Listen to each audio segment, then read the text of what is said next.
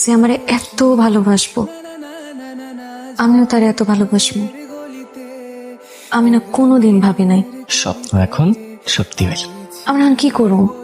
কি আর করব, আমরা বিয়ে করব, তারপর আমাদের সুন্দর একটা সংসার হইব, আর একটা ফুটফুটে বাচ্চা হইব। মেয়ে হইলে নাম দিব মমতাজ। আর বলা হইলে শাহজাহান। ওরা হইব আমাকে তাজমহলের শাহজাদা আর রাজকন্যা। আর তুমি হইবা আমার বেগম। তুমি হইলে আমার শাহেনশাহ।